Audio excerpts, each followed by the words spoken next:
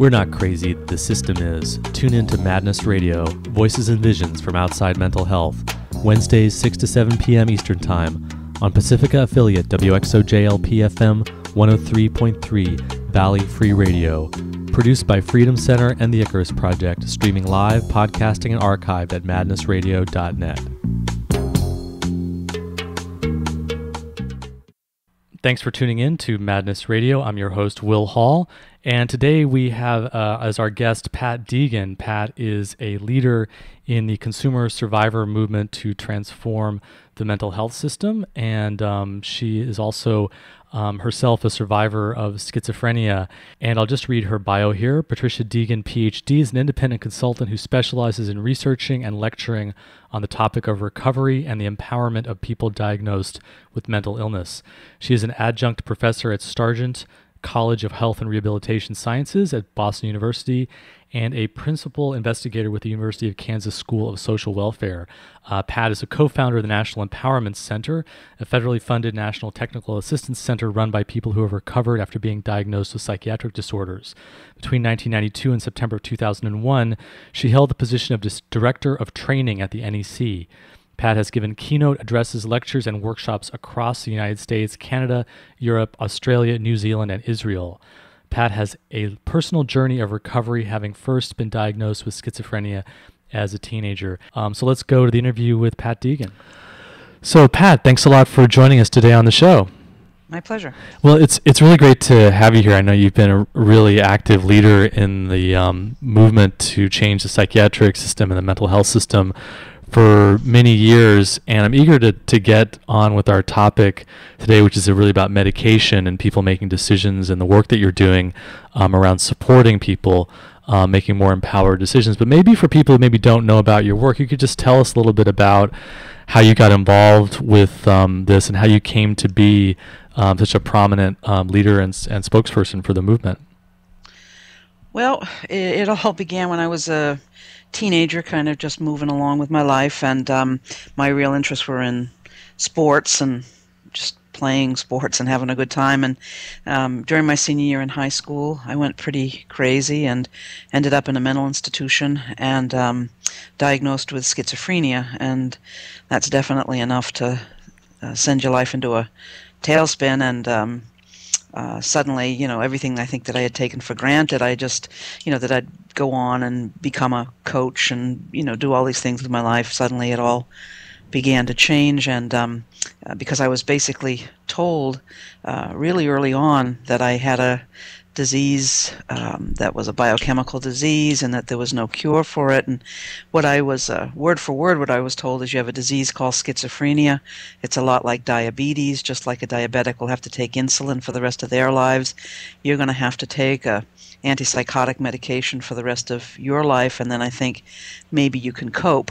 And for me, that was a life-changing event, being given what I've come to call a prognosis of doom, just being told at 17, 18 years old that really I had no future. And I was expected to live out that prophecy of doom and gloom and simply to basically retire from life at the age of 17 or 18. And so I definitely did not want to buy into that kind of a story for my life. And it's interesting because in those early days when I was saying, this isn't going to be the story of my life, I am going to do something different, I'm not going to be a chronic mental patient for the rest of my life, I was told that my insistence upon that was a sign of my illness. In other words, instead of seeing that as a sign of spirited resilience, it was also seen as part of the disease, that I lacked insight into the fact that I was so ill and that I had to accept this hopeless prognosis in order to prove to them I was getting better, which seems paradoxical but was true. It's like so, like you were in denial or you were in delusional to think that you could actually recover and get better. Right, or that I lacked insight into the fact that I was so sick, and that lack of insight was part of the brain disease. What kinds of things were happening that got you involved with the mental health system and got you a diagnosis to begin with as a teenager? I mean, were you going through a lot of stressful changes in your life, or what was happening? No, I wasn't going through a lot of changes or anything. I remember being out on the basketball court during a practice and things started getting very freaky for me and I lost my sense of depth perception and I couldn't see the ball coming at me anymore and I began to really hear these kind of overwhelming voices and stuff and I had been through stuff in my childhood as most of us have and I'm sure that stuff, was traumatic and didn't really help at all. But at the particular point in time, it was around Christmas time and the holiday time there, and in the winter. And I don't know, things got really strange really quickly for me over a period of weeks, and I ended up in a mental hospital, really having really a lot of frightening experiences that I just couldn't get a handle on at all. I think the best word to describe it was just being very overwhelmed. So you were in some kind of altered state of consciousness or some kind of altered reality experience. Yeah, I mean it was very scary. I mean I didn't know what was up and what was going on, and I just became convinced that everybody around me had been, like substituted with an alien presence of some sort, and even though people looked the same and sounded the same, I knew that they were not themselves anymore, and maybe I was one of the last ones left, and what was I going to do about that, and the terror of that, and the loneliness of it, and just what was I going to do to get off the planet, and I didn't know, and it was just terrifying, and I locked myself and barricaded myself in a room, and just really freaked out in some big ways. And yeah, it sounds similar to some of the experiences I've had myself. I mean, I had a similar kind of I have a diagnosis of schizoaffective disorder, and it's very. I mean, for me, there was a spiritual side to it and a creative side to it as well. But terrifying is definitely the word. How did you sort of make it from that, going through such overwhelming experiences, to really, getting to the place that you are now? Well, I think a real important part of it was this sort of rebellion or spirited resilience where I just wouldn't succumb to the prognosis of doom, because that's at least half of it. I mean, there was the distressing experience itself, and it was pretty overwhelming in the beginning, and I did need support and help. I didn't need to be shuttled off into a mental institution and drugged into a stupor. That wasn't particularly helpful, but I definitely needed some assistance. There was no doubt about that, and so part of what I'm saying is that the experience of the overwhelm was difficult, and then but what made it 20 times worse was the doom and gloom and prophecies of doom that began to swirl around me, and the treatment was so dehumanizing and so traumatic and alienating, and then the labeling of schizophrenia, and that it was that made the whole situation that much more sort of intense and bizarre and otherworldly.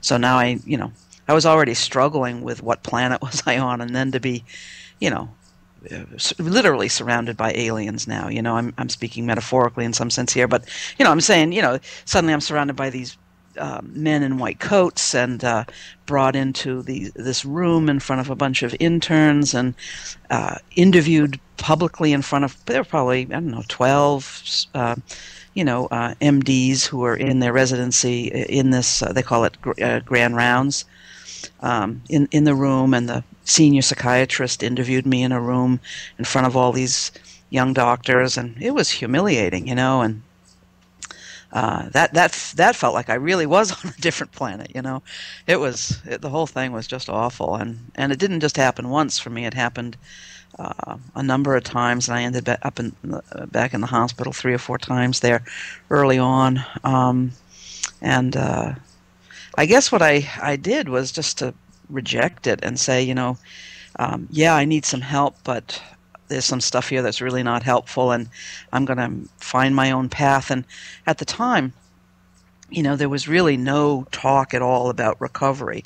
We hear a lot more about that today, but when I was first in the hospital, there wasn't a lot of talk about recovery at all. In fact, it was the opposite. What year was that? In the 80s sometime? Yeah. And it was like there was very little talk about recovery. It was all about biochemical disorder of the brain and genetics and, stuff he couldn't do anything about. Incurable disease and lifelong illness and that kind of thing. Yeah, prognosis of doom, just nothing. And so, basically it was, the challenge was, how do I get a life in all of this? And part of what I had to do was to, allow myself to be transformed by the experience, allow myself to, over time, begin to let go of the idea that the only life I could have was becoming an athlete and becoming a coach. I had to let go of some of those dreams because it's really hard to, go back to school and pursue all that stuff when at the same time I'm, struggling with this very different consciousness that I was saddled with, So I had to build a lot of skills around how to get through the day, and that really became the task, how to get through the day. But I think what happened to me is simultaneously with being diagnosed, and given this prognosis of doom, and then I sort of rebelled against that, and then and I just said I have to have something different for my life. I can't be a chronic mental patient. And I just remember thinking to myself, well, I'll become Dr. Deegan and I'll just go ahead and change this mental health system because it sucks. And that's basically and as strange as it sounds, that became the core, I call it a survivor mission around which I was going to build a new life for myself, And so that's literally what I did. I set out to become Dr. Deegan, and in my naivete, I thought that a single person could, at least in those early days, if a single person could change the mental health system, and that, of course, was turned out to not be the case. But it was a good starting point, that I would change my life in such a way that I could begin to help to transform this mental health system into something that wouldn't be so harmful, but could actually maybe support people. So that's what I did. Did the people around you support that, or were you seen as like, oh, this is just more delusional, grandiose thinking? Right. Well, I definitely didn't share the idea with my treatment team or anything like that. It was very much a private project. So you really moved forward in spite of the system, because as we know, you really have succeeded in a lot of ways in that vision. You've been very influential and very much part of big changes in the system, because as you said, now recovery is pretty much what's talked about and it's kind of accepted, and there's a big welcoming in a lot of parts of the system of the recovery model in a lot of ways. So it's kind of ironic that the very thing that you ended up succeeding in doing and in helping yourself and healing, you had to hide from the people that were supposedly there to help you. Yeah, at least hide that feeling of. Imagine if you said to a psychiatrist, "I feel strongly that I have a personal mission," and that I've been chosen to do something with my life that's important, and that I really am going to dedicate myself to. They just are so into sort of a materialist fantasy. It's a delusion in and of itself, the psychiatric worldview, and it's just pretty primitive worldview. Did it have a spiritual side for you? Did you feel like you were connected to some sort of spiritual resource? I absolutely did. For me, I called that spiritual resource God, and I said that God has chosen me to do this with my life. And, if you go into a psychiatrist's office and say that, you can guarantee that that'll get misinterpreted as a delusion. Right.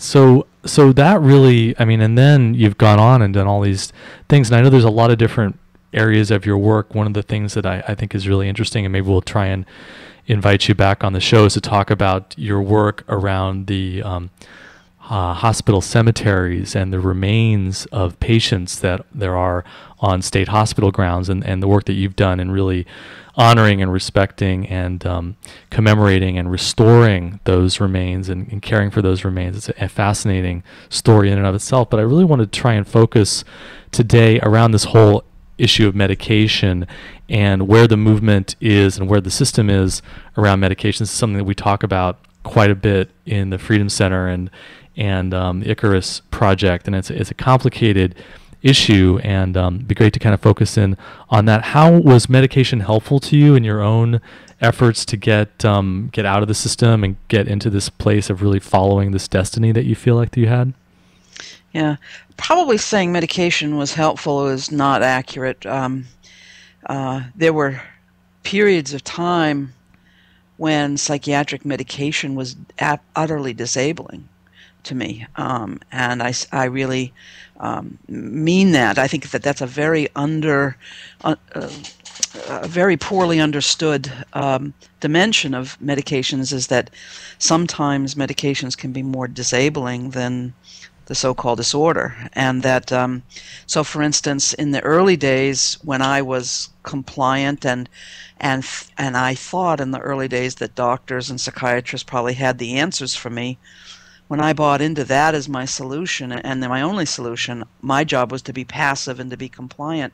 So I took the haloperidol and the Prolixin injections and all of the heavy antipsychotic medications that were being prescribed for me.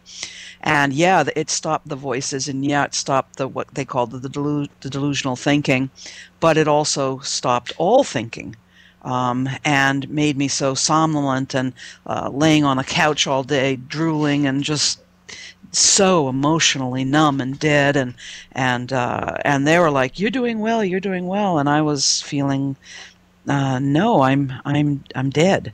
I'm spiritually, emotionally, psychologically, humanly dead. I'm a piece of driftwood floating on a sea with no course or bearing and no energy to lift my head off the pillow. And that they were calling stabilization and maintenance in the community. And I was definitely not going back to the hospital, but I definitely wasn't going anywhere either. So my life was in stasis, and it really was chemical hibernation. And I was, I call it, the experience was almost of being fossilized while your heart is still beating.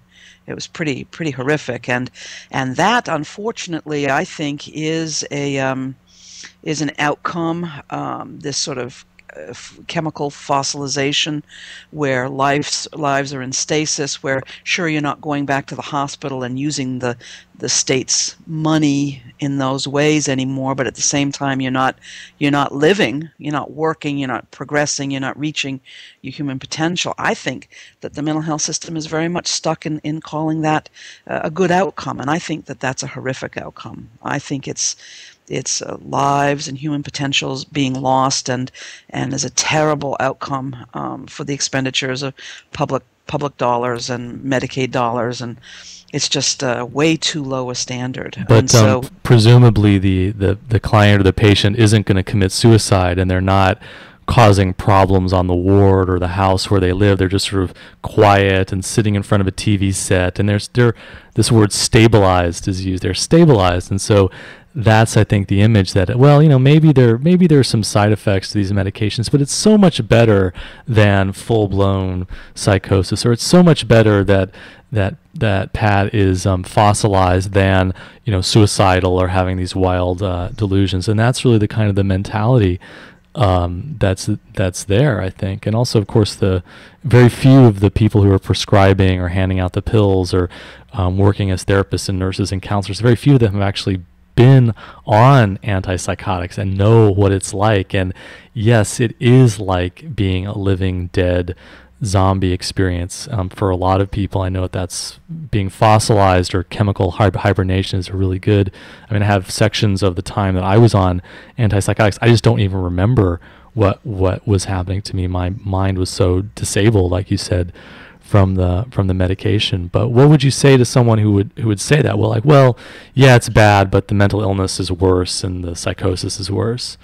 I would say that that's a pretty important sort of value judgment, and I'm clear that neither psychosis nor being in I call it the state of antipsychosis, in that highly drugged somnolent state, that fossilized state, that's not necessarily better than being psychotic, because in either scenario, I'm not reaching my full human potential. I'm not, and I'm speaking for myself in terms of my experience of psychosis as fundamentally disabling. For me, it wasn't some, big breakthrough into necessarily a higher consciousness or anything. It was overwhelming. It was pretty terrifying. There were things I learned from the voices that I experienced, and but at the same time, I probably could have learned those things in a little less difficult way than, you know what I'm saying? So I'm saying I didn't want either. I didn't want to be psychotic, and I didn't want to be fossilized on in a state of antipsychosis. I wanted to be myself and It's kind of like a and reach devil's. my potential. It's like a devil's bargain. Like it's an either or, but both options are pretty bad. It's not much of a choice. Right.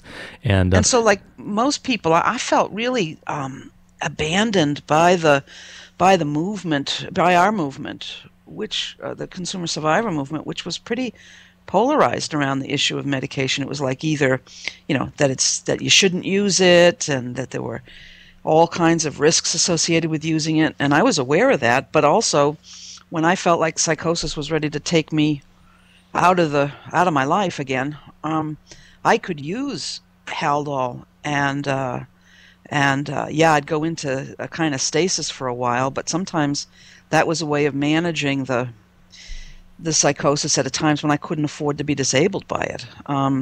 So over time, and I think this is true for many of us out there, is you learn ways of using these medicines, which are usually quite different than the way the doctor says to take them.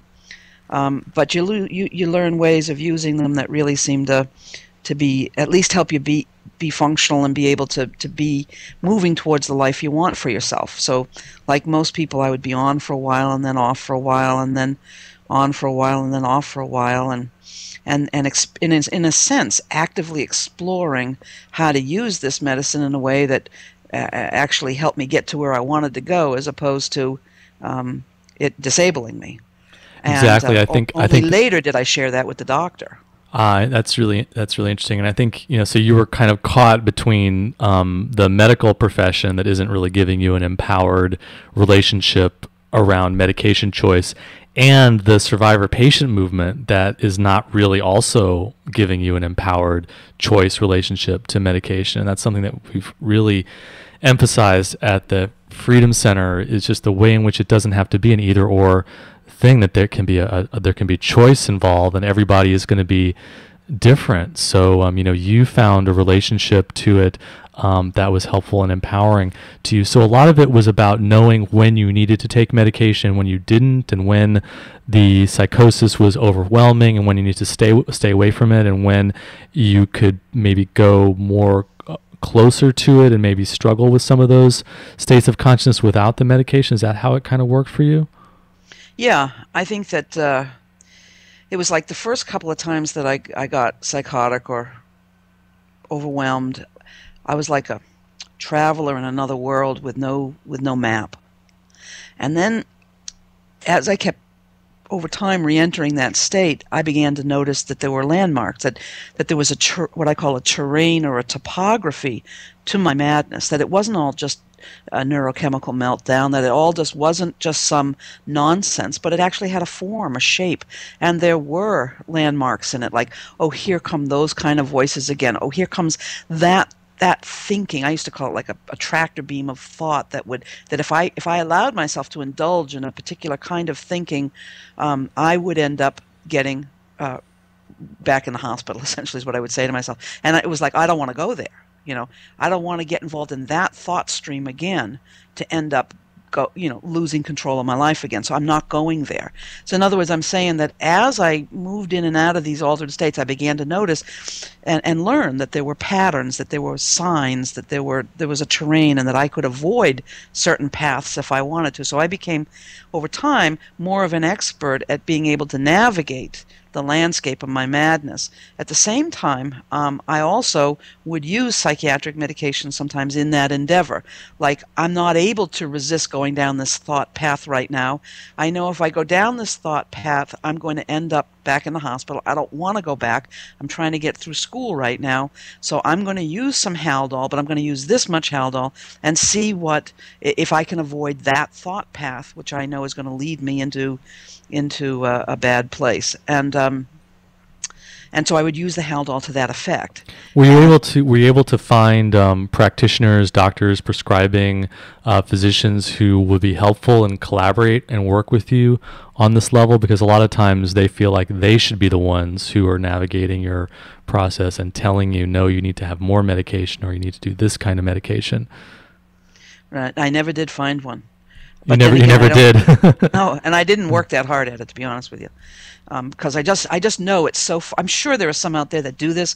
I just couldn't find one, and I was poor. I didn't have the means to find one, and that's a huge issue for me around this whole thing, is the whole issue of poverty.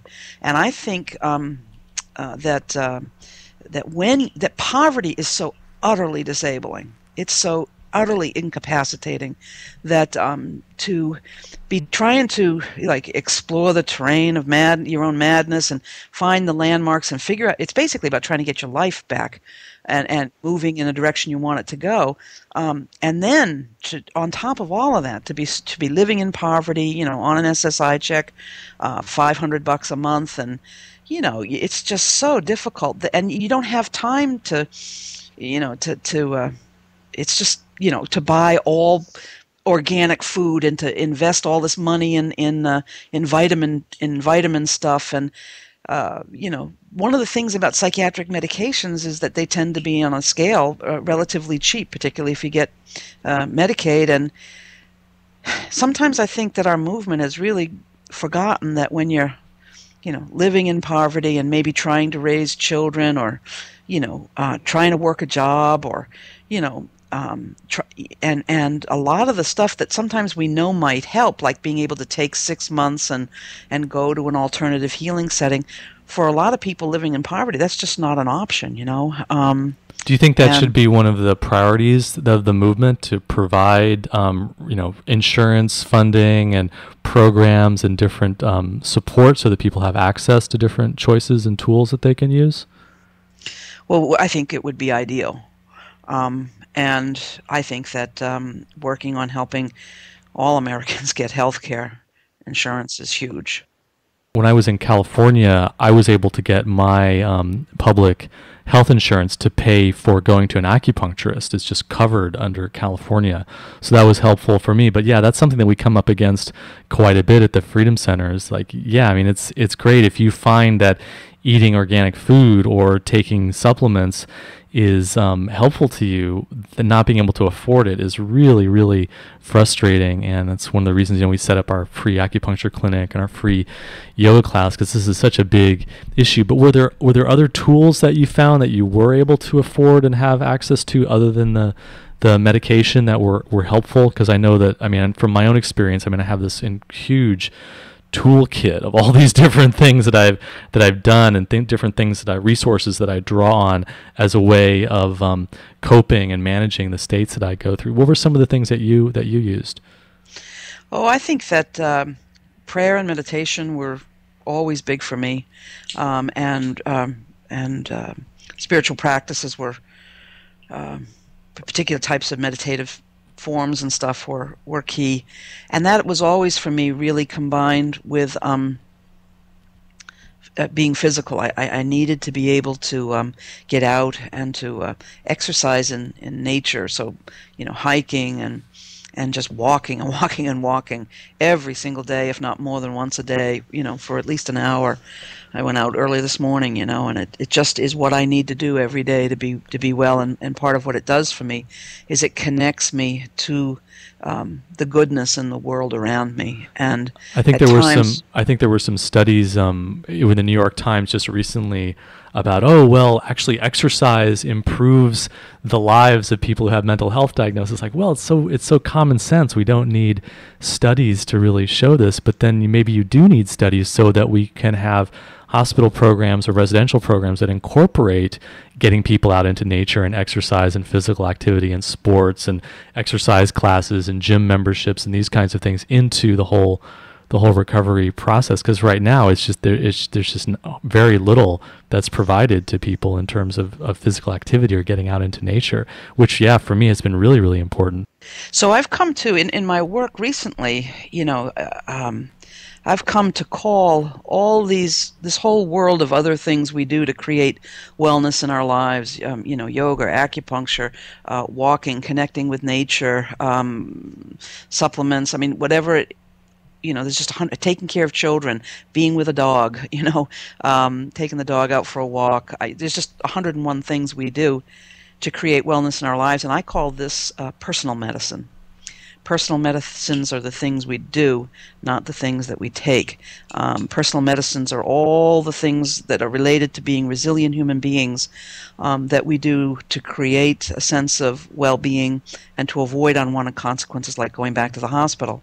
And that I've developed a whole peer-run decision support center. So this is people who are in recovery from so-called mental illnesses, actually working in a psychiatric medication clinic, helping people who are using mental health services think about what is your personal medicine and how can psychiatric medication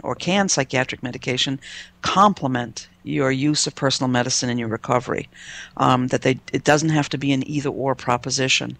And I'll tell you, this idea of personal medicine and that you have to bring the use of psychiatric medication, if you've chosen to use it, to bring it into right relation with personal medicine or the things you do to create wellness in your life is a really powerful idea and really helps to give people a very different headset about what we call pill medicine is all about versus what personal medicine is all about. Because I think we live in a culture which really sort of minimizes personal medicine or the power of all of these wellness strategies that are out there. And basically our culture gives us the idea of that there's a pill for every ill and just take medicine for whatever ails you. And that's, of course, a very delimited notion of what medicine is. I think in America we've come to view medicine as a pill, which is, frankly, a very sort of delimiting idea.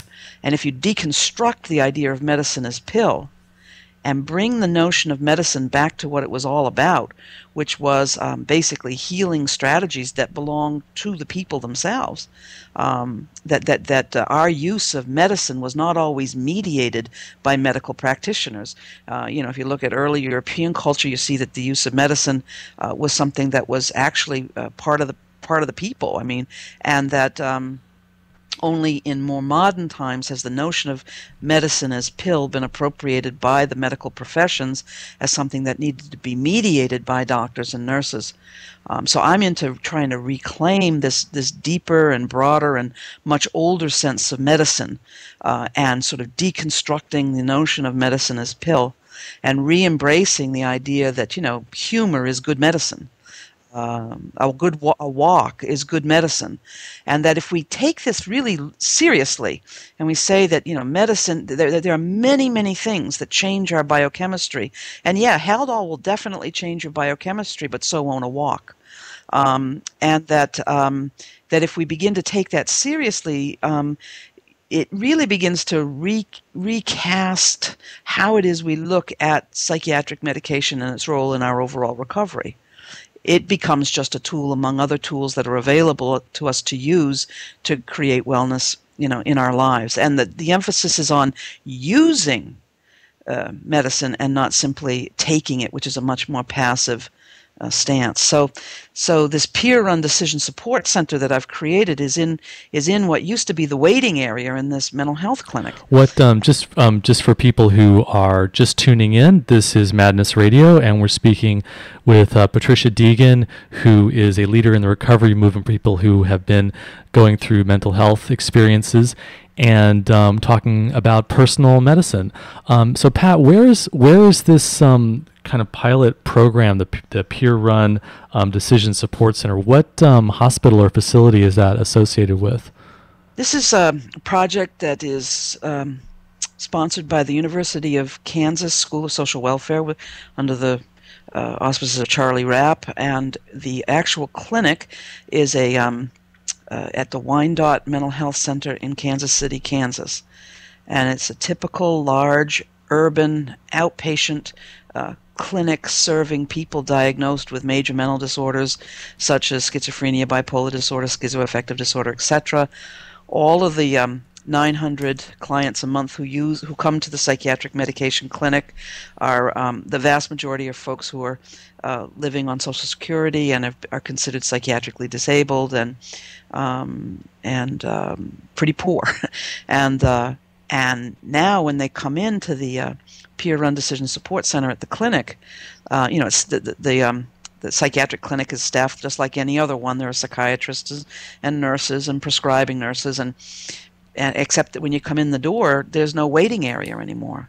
Instead, what happens is you come in the door and you're greeted by a peer specialist. This is a person who has personally experienced their own recovery, okay, and are now living a life in recovery and working as full-time paid workers in the peer-run decision support center at the psychiatric clinic. And they might have the same diagnosis. They might have a schizophrenia diagnosis or a bipolar diagnosis, just like the people who are coming to the clinic. Is that right? Absolutely, yeah. And I think part of what's remarkable is I did an initial survey to find out how many of the 900 people a month or so coming through the clinic had ever heard of recovery, and the vast majority had never even heard of it.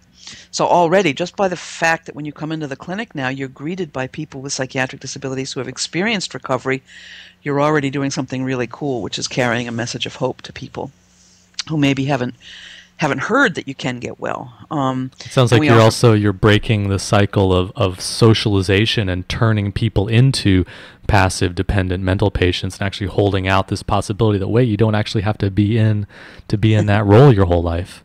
Absolutely.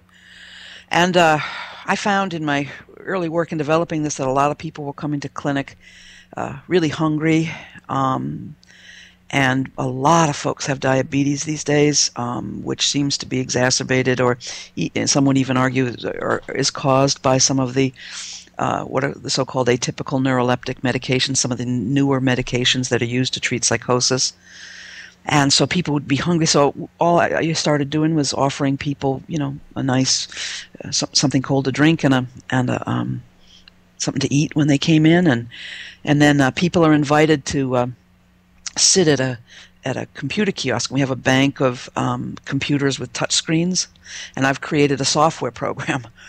And each time a person goes to see their doctor, they spend about a half hour in the decision support center completing a computer survey that takes about 15 to 20 minutes, depending if you read it or not. And a peer specialist is there to support people in using the kiosk, and the program is on a touch screen, so you don't even need computer skills to use it. You don't even have to use a keyboard if you don't want to. You just touch the screen and icons come up, and if you want to, you can put on a pair of headphones and the program talks to you. And the program starts out by saying, hi, those of us who are diagnosed with major mental disorders can recover. And then it explains, here's what recovery means. And then in the program asks you, would you like to watch a 3-minute vignette of someone talking about their recovery? And so you get, up comes a bank of photographs, and you touch the photo of a person you want to listen to, and you can actually listen to a 3-minute recovery narrative.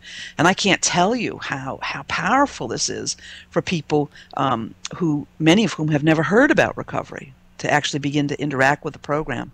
And then what happens is it asks people, the program allows people to enter their personal medicine. So I mentioned that for myself, my personal medicine includes walking every day. And if I'm not walking every day, my life is getting off course, okay? So the computer program asks me, have you been walking every day? And I can answer yes, no, or somewhat.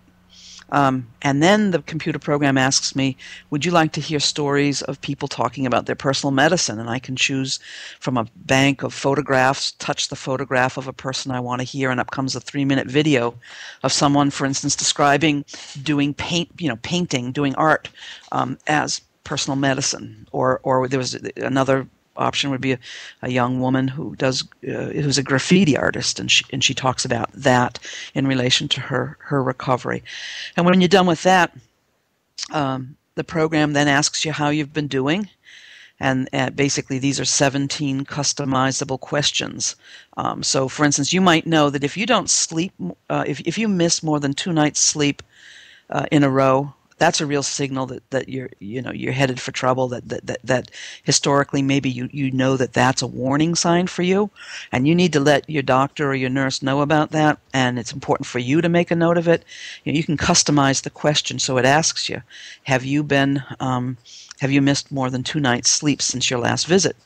When you're finished with those questions, the program then asks you if you are using psychiatric medication, have you been using them, not using them, using less, using more, or not even filled the prescription yet. And then the program asks you a series of 11 questions, and these questions get at those things that create decisional conflict about using medicine. So, for instance, you might be in a place where you can't afford the copay for medicine. And if that's the case for you, you can indicate, yeah, the copay is a problem, and I need help, I need support to figure out what to do about paying for medicine. Or maybe you're in a place where you're wondering, can I get along without this medicine? Or maybe you're in a place where you're feeling like, hey, the judge wants me to take this medicine, the courts want me to take the medicine, my family wants me to take the medicine, but I have no personal motivation other than to get them off my back to take this medicine. You can indicate that on the computer program, and what that does, I should just finish then, and then the program asks you what's your goal for your meeting with your doctor today. And then all of that gets squished into this, the computer takes that information, that data that you just entered through the touch screen, and it condenses it into a very tight one-page report. And then that one-page report in real time pops up on the screen in front of you. And then the program asks you, do you want to take a tour of we call it your Common Ground report? And you can actually tour your report, and the program will tell you what the various aspects of your report mean and invite you to interact with your report. And not only that, but the whole report, imagine this, it's sitting there on the computer in front of you. It is completely interactive. So for instance, when you look at your report and you're taking the tour of your report, and it might say, my score for anxiety this month was a 5. What does that mean, 5? 5 means that I've reported that since my last visit, my anxiety has been present almost all of the time. And then you can press a button, and the computer program says, you want to learn more about how to cope with anxiety, and learn more about anxiety. And you could say yes. And that report then takes you right into the internet to coping strategies for dealing with anxiety. Importantly and politically, from my vantage point, when that report becomes your personal behavioral health portal, becomes your personal recovery portal right into the internet, I'm not taking you to the local site for antipsychotic medications. I'm not taking you to drug sites. I'm taking you to personal medicine sites. They're going to help you learn right there and then, if you want to, how to cope with distressing voices. So like if you pressed anxiety on your report, it'll take you, one of your options will be to go right to an internet meditation site where you can do a 3-minute meditation right before you meet with your doctor. And so what happens is this one-page report, and then what happens is, so then you're done, and people get through this, just to do the survey part of the report takes, like I said, 15 to 20 minutes. And if you choose to tour the report, of course, you can spend a lot more time with it if you want to, and you're welcome to do that in the Decision Support Center. And peers are right there to support you in exploring. So maybe you want to take a diabetes tutorial, or maybe you want to learn more about, how to develop a successful romantic relationship, or maybe you want to learn, more about how to, maybe you want to learn more about acupuncture, whatever it might be. We're going to take you there. And then what also happens is that once you've completed your report, it prints out on the printer, right, in the Decision Support Center, and clients pick up the piece of paper and they walk into their doctor's office with this one-page report. Not only that, but the doctor logs onto the internet and sees your report, okay, and does review it with you. And part of what happens is we find that when people walk in with this one-page report, the report functions like this giant amplifier that amplifies the client's agenda and the client's voice. in the psychiatric consultation, because usually what happens is the doctors, like, they're like robots, and they go like, have you been hearing voices, do you want to kill yourself? I mean, there's just this litany of standardized, mental status questions that everybody knows the answer to anyway, and the doctor or the nurse usually have a great deal of control, because all you get is like 15 minutes at the most, 15 to 20 minutes at the most. And yet here, the client can come in with this one-page report which sets their agenda. Here's my goal for the meeting today. Here are the issues that I'm concerned about. Here's the issues that I want more decision support around. And so it really amplifies clients' agenda, helps us to get into our meetings with our doctor and get our agenda on the table, and it helps the doctor hear us. And it's such a fantastic, it's very so exciting. Amazing. Yeah, people can do it from home. I mean, it's dynamite. People are turning on. That's one of the things I want to make sure and ask you at the end of our conversation today is how people can find out more information, how they can get connected with this over the internet. But I'm curious, what have been some of the obstacles that you've run into, or have there been obstacles with the acceptance of this? How did it actually get established in a mainstream mental health system context? And what have been some of the problems that you've been encountering, if you have been encountering any problems or obstacles? Well, I feel very, very lucky at this point to have an opportunity to be putting this on the ground in Kansas. And I'll be honest with you, sometimes what you don't know is a good thing, and I've found that with this project is that started small and slowly built it up, and so the only problems that we're encountering is I can't seem to create it fast enough to keep up with the demand for it. There's right now a great deal of enthusiasm for the project, so much so that I'm about to, in September, begin scoping out other clinics in the Pittsburgh area, and we'll be putting a second beta site on the ground in Pittsburgh this autumn. And then there's another site in Aikens, South Carolina, which is we're in negotiations right now to put a third one of these centers on the ground. And my feeling is if I can create a critical mass of early adopters who are enthusiastic, where we get psychiatrists themselves championing this new innovation, that we could actually begin to really affect some system-wide transformation if we could reach a tipping point with this. So, are you working mostly through the state mental health departments and agencies? Or do you approach specific hospitals, or how do you get this established? Right now, it's word of mouth. Because I'm still in my prototype development. I mean, I've got a working program that's pretty complex and dynamite, but I'm continuing. I'm on version 2 now. I basically have been going through the University of Kansas School of Social Welfare, and they get some state funding through the SRS in Kansas from the State Department of Mental Health there.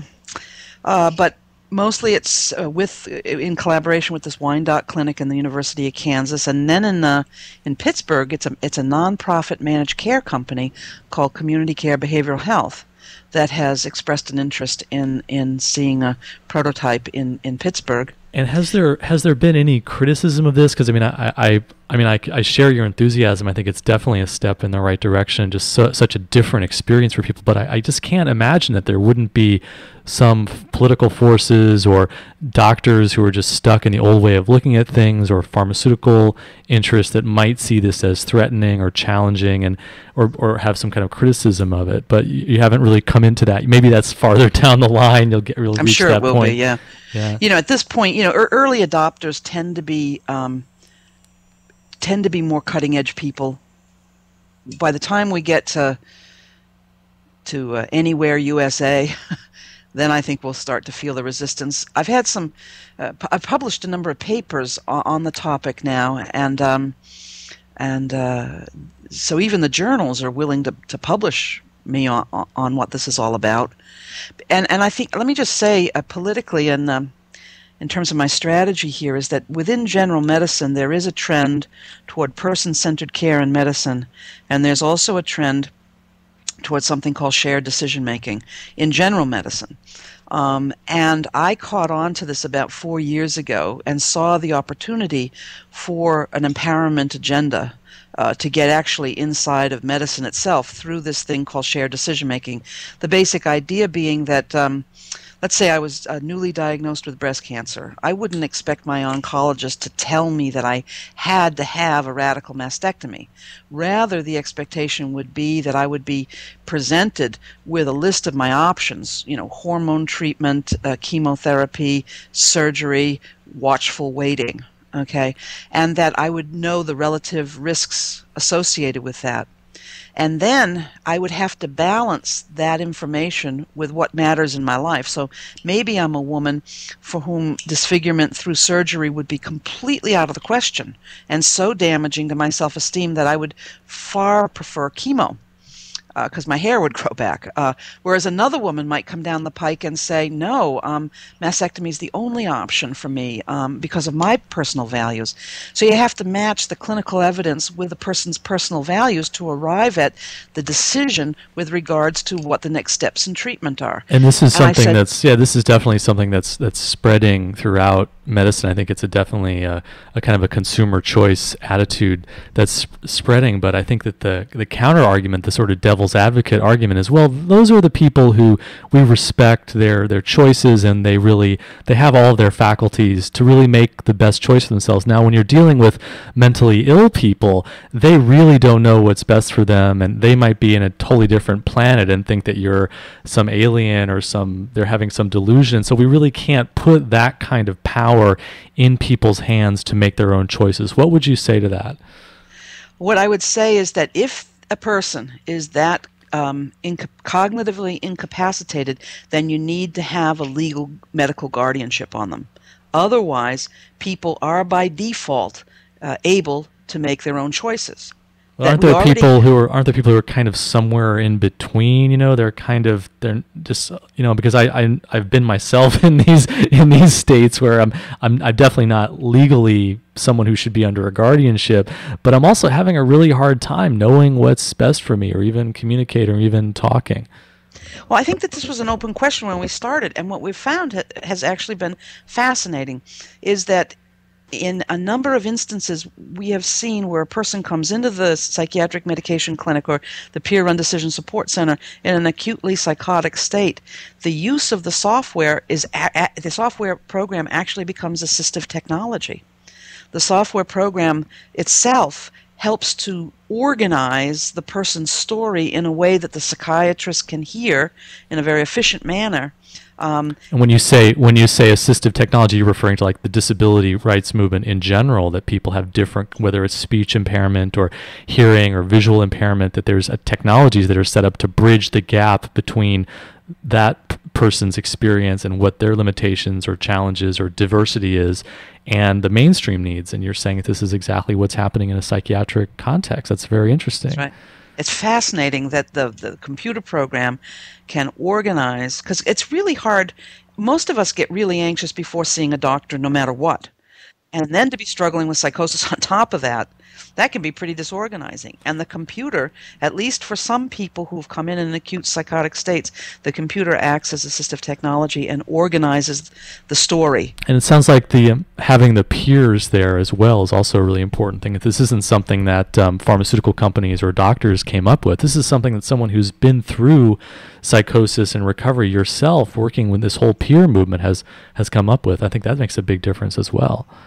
Oh yeah, it's huge, and of course one of my goals is to make sure that this doesn't fall into the hands of pharmaceutical companies, and I've gone to great lengths to patent it and to protect it by any legal means, because I want this to be this would be a tool that could be easily, I think,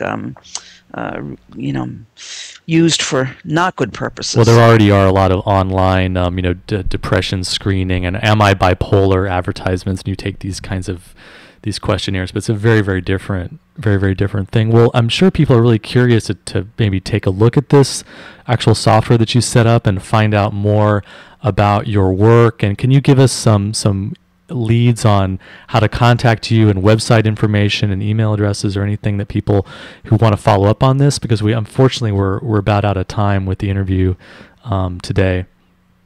Yeah, people can read a bit more about it on my website, which is www.patdeegan, PatDeegan.com, patdeegan.com. And if you go to current projects, you can read abstracts from some of the papers that I've published about the Decision Support Center. At this time, the actual software is not open to the public. Enrollment is by clinic, and like I said, I'm still in the beta prototype development phase. It's not even available to go to market yet. But if people are, really want to know more, or I'd be willing, if you email me, pat@patdeegan.com, I will send you a paper about it, at least, so you can read more about it. And you're always welcome to come visit us at the Wyandotte Center at Kansas City, Kansas. I personally am located in Massachusetts, but if folks want to visit the peer-run Decision Support Center, come on down. And it sounds like it's definitely something you could get your local mental health agency or your doctor or the hospital that you're in touch with, get them talking about as well, because you really want to spread this thing around the country. Is that right? I sure hope to, yep. Yeah. Well, Pat, it's been great talking with you this morning. Will. Yeah, thanks a lot for joining us on Madness Radio. Great. And you've been listening to an interview with Pat Deegan. You can get in touch with Pat and find out more about her work at patdeegan, DeeGan.com. That's about all the time we have on Madness Radio this week, so thanks a lot for tuning in.